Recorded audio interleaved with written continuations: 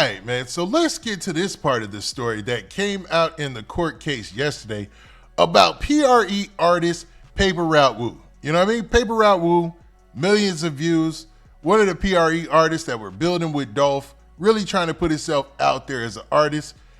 And what's crazy is the year, or in 2021, the same year that young Dolph had lost his life, Straight Dropp and two other accomplices had stolen a car, a Charger. Let me stop. But they had stolen a Charger, right? And they had tried to take out Paper Route Woo. And they were almost successful. I mean, they chased him down in his BMW. They shot it all up. They were really trying to get at him. And I believe he crash landed or at like a car, not even a car dealership. It was like a car repair shop or an auto body shop or something like that, where it was then reported to the police. And he barely got away by the skin of his teeth. And this all came out in court. So, man, let's actually check out the video and that portion about the shooting or the ambush and attempted murder of Paper Route Woo. And as you see here, so Justin Johnson, his cellular device shows an outgoing, so it's an iMessage to Jermaine Sears with the address of 36. All right, so just to preface this guy who is speaking is the gang expert in the case, right? So this guy was brought up because he has all the information about who reports or who's a member of what gang, and was kind of set as the lead detective in this situation. He's the lead investigator, right? 41 Allendale Lane.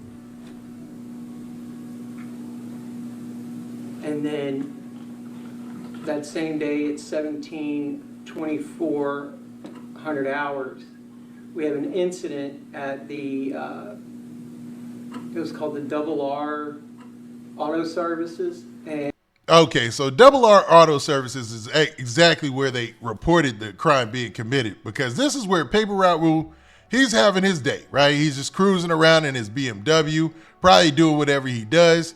And Justin Johnson, like I said, Straight Dropp, they had already been trying to find somebody from PRE to get, man. They were on strict orders. We need to get somebody from PRE. There's a bag on everybody's head. There was rumors in the street. And this is the crazy part about the bag that was on young Dolph's head and the PRE member's head, right? The rumors in the street got so crazy, dude. A lot of street dudes who had no intentions of even cooperate or even being a part of this PRE CMG war jumped in it just because of the large amounts. Because the rumors started out, and this came out in court several times, the rumors started out that it was $1 million on Dolph's head. And then it dropped to $500,000. Then it dropped to $200,000. Then it eventually dropped to $100,000. But even at $100,000, they were hunting for people from PRE, because it wasn't just on Dolph, it was on anybody from PRE. So they would kind of break down to a lesser amount for somebody who's not as connected to Dolph, right? Because they wanted somebody from PRE that bad. So, and you'll see where CEO Tizzy kind of put Justin Johnson into this situation, which is wild. And I know a lot of people felt sorry for CEO Tizzy, you know, True Mafia guy, when this first occurred. But to be honest, he kind of played almost a bigger role than the role they alleged that Hernandez Govan had played, because he suggested Straight Dropp. He's like, yo, I got an artist. Yeah, y'all need somebody to do that? You know, you'll get us on? And they were really, really hungry about getting on in the rap game. It's the dumbest strategy you could think of trying to pop as a rapper, right? But that was their logic at the time, it seems, from the court case. So what you see here is a detail of the report that they had reported at the auto body shop of the shooting that took place with a burgundy Charger, and it's a steamer, they call it. You know, it's a stolen Charger. I don't know. At this point, it should be amazing. It amazes me that people still are able to buy Chargers and think they're gonna be safe, because all these street dudes do is they steal those Chargers, like they stole this burgundy one, and then they'll steal it from you either by armed robbery, carjacking, or whatnot, or steal it out your yard. Then use that same car to go commit a drive-by or do something crazy in it. So at that point, you don't want it back anyway when they find the dang car. You know what I'm saying? Bruh. I don't know. I just went off on a tangent there, but let me continue with some of this. it's at 821 South Highland Street.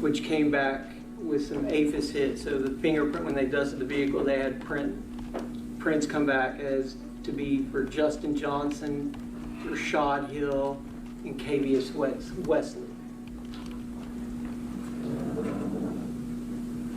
And then, you see there? So Justin Johnson, aka Straight Dropp, had basically left his DNA all over the car, fingerprints all over the car, and the police were able to get that and connect it to the shooting that had taken place where they tried to take Paper Route Wu's life.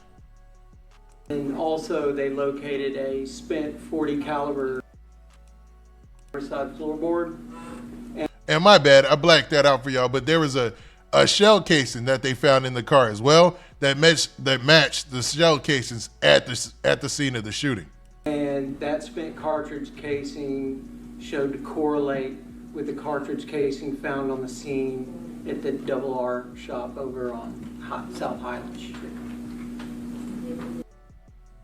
Crazy enough. But yeah, so that was the investigation that they had placed in August, right? Because they were trying to figure out why this shooting took place, and they were trying to put two and two together. But in all, it just looks like Justin Johnson and these cats were out trying to get somebody from PRE, right? And Paper Route Wu, he ended up dodging a bullet.